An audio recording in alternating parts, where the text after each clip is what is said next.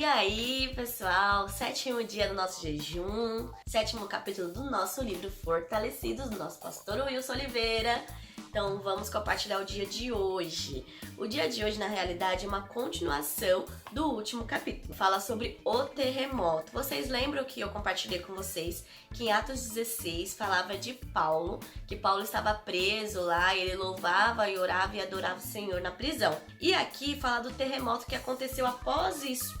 Só que eu vou ler para vocês porque é muito rico e muito interessante e faz parte do nosso capítulo de hoje. Então eu vou ler para vocês poder vocês não ficarem perdidos, tá bom? Tá em Atos 16, do 26 ao 33. Acompanha aí comigo que eu vou ler e aí você acompanha, ok? De repente, sobreveio tamanho terremoto que sacudiam os alicerces da prisão. Abriram-se todas as portas e soltaram-se as cadeias de todos. O carcereiro despertou do sono e, vendo abertas as portas do cárcere, puxando da espada, ia praticar suicídio, supondo que os presos teriam fugido. Mas Paulo bradou em alta voz: "Não te faças nenhum mal, que todos aqui estamos." Então, o carcereiro, tendo pedido uma luz, entrou precipitadamente e, trêmulo, prostrou-se diante de Paulo e Silas. Depois, trazendo-os para fora, disse: "Senhores, que devo fazer para que seja salvo?" Respondeu-lhes: "Crê no Senhor Jesus e serás salvo, tu e a tua casa." E lhe pregaram a palavra de Deus e a todos da sua casa. Naquela mesma hora da noite, cuidando deles, lavou-lhes os vergões dos açoites. A seguir, foi batizado e todos os seus.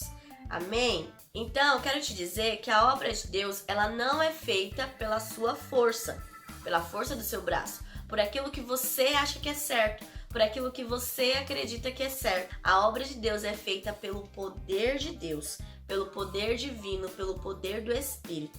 Amém? Então, Paulo e Silas, eles estavam lá presos, só que eles tinham a revelação disso, de que a obra não era feita por eles mesmos, né? E eles estavam orando e adorando o Senhor, mas eles precisavam apresentar Jesus para as pessoas daquela cadeia, para as pessoas que estavam presas lá. Por isso que houve o terremoto, por isso que teve esse terremoto divino. O terremoto foi enviado por Deus para poder as cadeias serem abertas, as cadeias serem destruídas, né? E nesse caso aqui, que eu tô falando, esse terremoto, ele não foi criado, não aconteceu para poder destruir coisas. Igual se acontecer um terremoto num país, em um determinado país, em algum lugar, destrói as coisas daquele país, né? Só que esse terremoto foi para destruir as cadeias da vida das próprias pessoas, para elas crerem que é Deus que tá falando com elas. Então, quando Deus coloca um terremoto na sua vida, é para destruir as cadeias que aprisionam você mesmo. Que às vezes você está sendo preso dentro de você mesmo, preso dentro das suas emoções, preso numa dificuldade interna sua.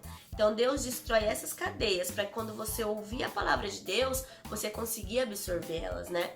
E ali as cadeias foram destruídas por causa de um terremoto. Só que quando o guardinha lá foi ver que todo mundo tava lá, as pessoas fizeram uma escolha. Depois que as cadeias lá foram destruídas, os portões foram abertos, as pessoas tinham uma escolha de ou fugir ou ficar lá ouvindo a palavra de Deus que Paulo e Silas estavam pregando.